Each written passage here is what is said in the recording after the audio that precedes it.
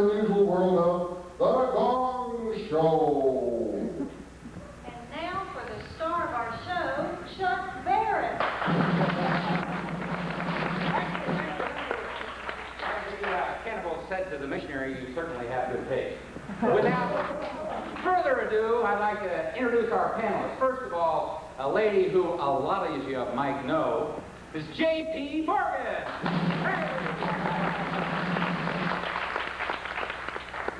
Speaking of birth, Chuck, it's such a good thing you decided to be a comedian and not an obstetrician. Very few babies could survive such a rough delivery. Thank you, thank you, thank you. And now for our next panelist, the only lady I know besides Ruth Daniels who gets her hair styled by sticking her finger in an electric socket, Phyllis Diller!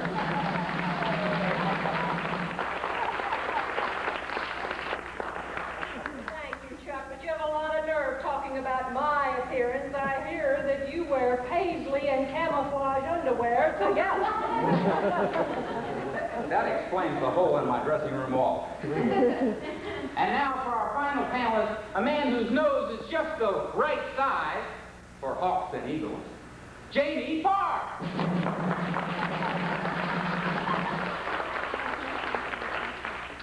As the wise men say it is better to have beak a bird than bring a bird.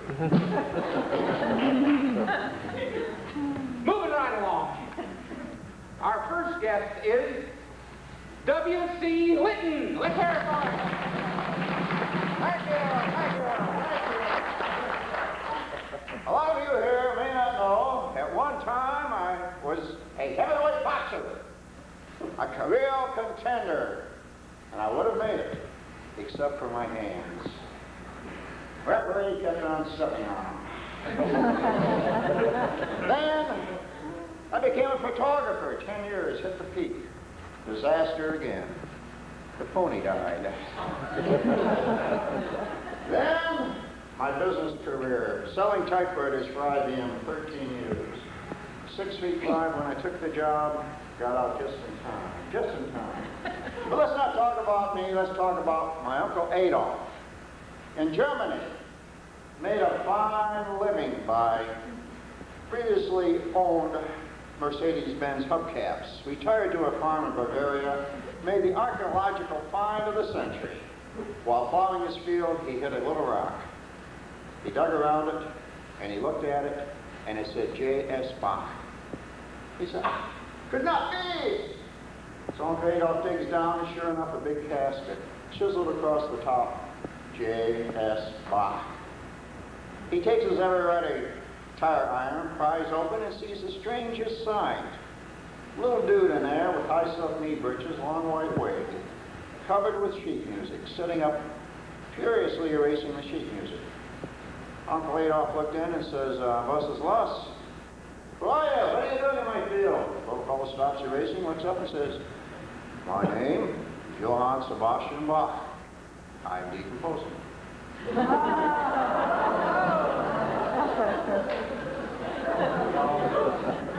But the most famous in our family was my Aunt Agnes, poor old dear. She had the family malady, Pinocchio phallicosis, a long hair that grew out of the end of her nose. The more she cut it, the longer it grew. Poor Aunt Agnes. She also had one other affliction that proved to be fatal, hay fever. Field over in Gastonia is where it happened, right during the ragweed season. Poor old dear got a sneezing fit, lashed herself to death before we could get close to her. And the last of my relatives, you all have heard, but I was related to Mal Faney, the world's greatest pitcher. Mal Faney could throw a ball harder, straighter, and faster than any adult at the age of 5. Greatest pitcher in the history of Little League Baseball. Went on to become a Heisman Trophy winner for throwing the football. On graduation from college, he was taken by the major leagues to pitch the deciding game of the World Series. Little fellow was tense, tight. And on the way to the game, in his little Volkswagen, emblazoned across it was Mal Faney, world's greatest pitcher. I remember that. He stopped off at a 7-Eleven, he bought a 6-pack of beer.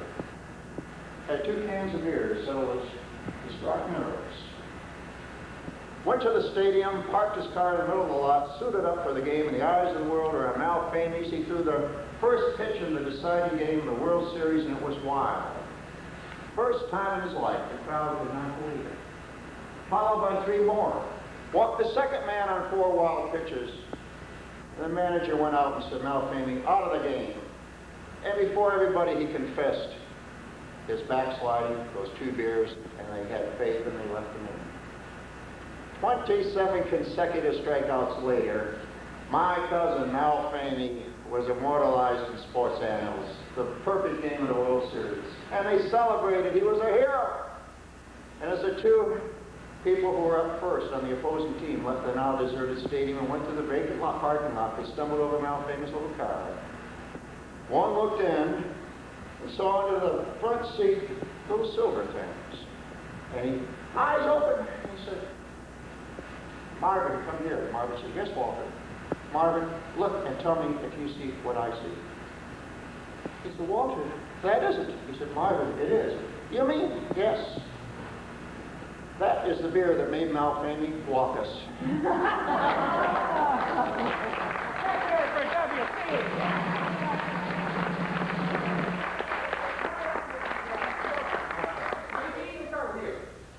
Well, Chuck, I gave him a 9 because I never met a man I didn't like. And Phyllis, what'd you get? Chuck, I gave him an 8. He was cute. I liked his hat. And he showed off. How about you, Jamie? I give it an 8 too. And I thought the first class act, well, maybe more like kindergarten, but it's good. I give them a 25. Let's hear it for him. Lucky baby! What are you doing? Why are you pulling that rope? You ever try pushing one of these things? Get out of here! And now for our next act, Scott and Rover.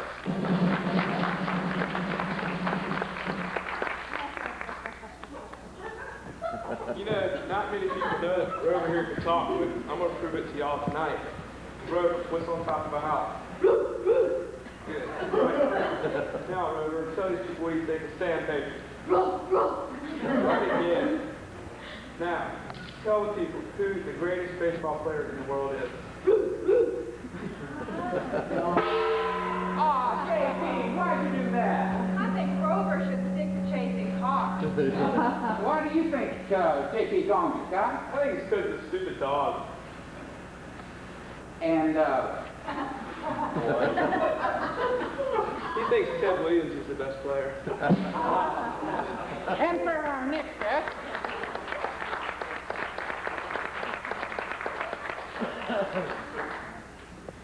and now for our next guest. Hey, baby! Ah, not you again. What's with the pillow? These aren't pillows. These are 7-year deodorant bags. Get out of here.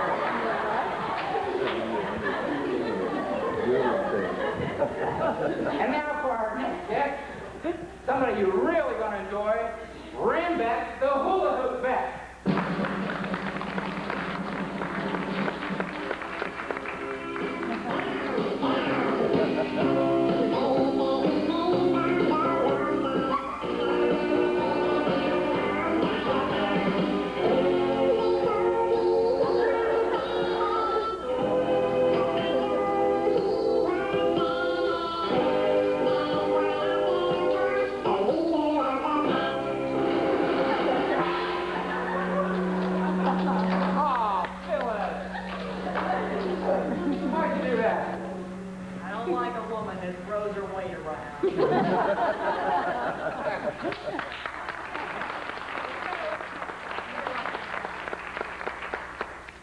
And now, for our next act, Read all about it. 2 men's window. Extra. 2 men's listen, if window. I buy one of those papers from you, will you get out of here? Yeah. All right. Wait a second. There's nothing in here about 2 men being swindled. Extra, extra. Read all about it. 3 men's window. And now, a little bit more classical side to our show. A classical piano recital that has a different twist. As a matter of fact, you might call it an Oliver twist. Let's hear it.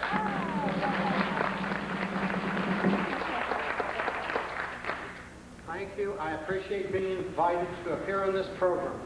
When I asked what I was to play, they told me just to play some of my favorites. So I'm going to start with one that I have known for a long time, and I hope you like it as much as I do, the Dvorak Humorist.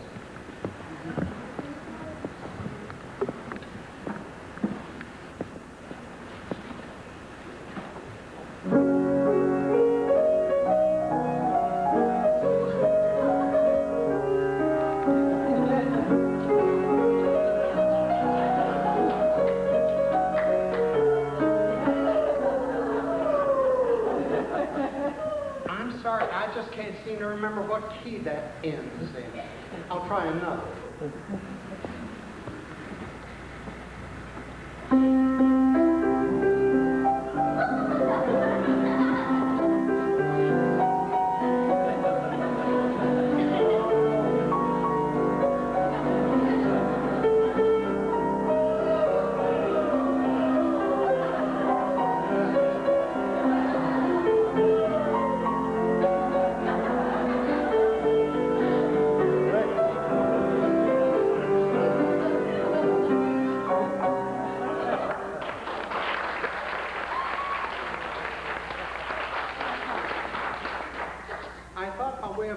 We might have some vocal music as a part of this part of our program.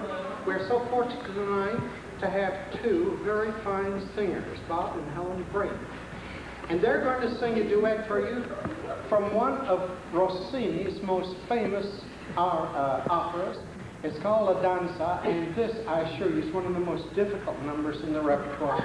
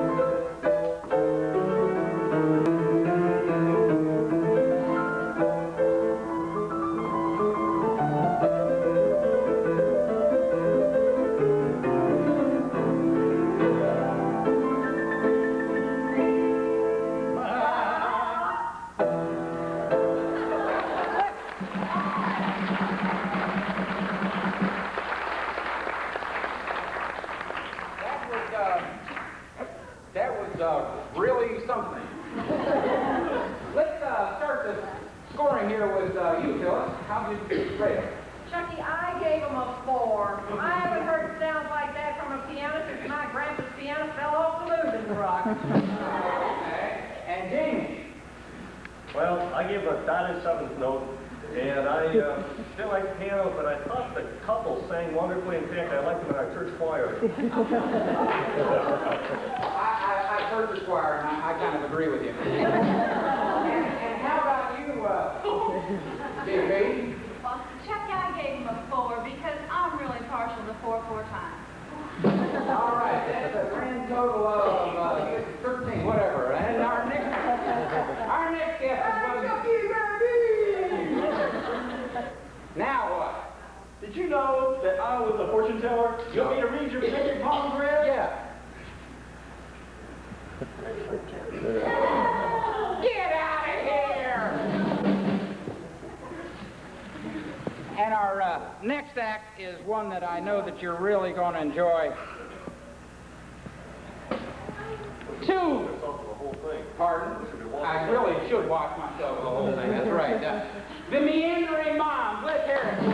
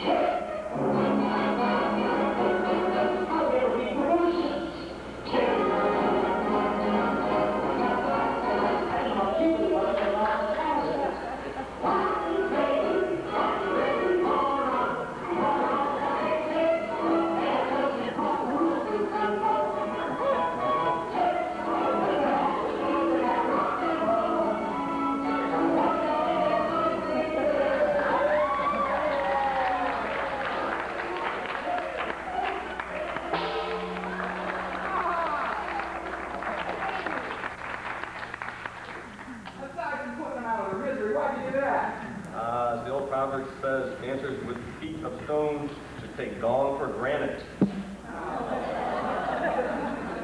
Now we got our next.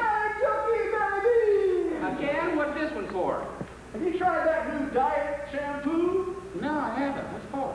It's for fatheads like you. Get out of here.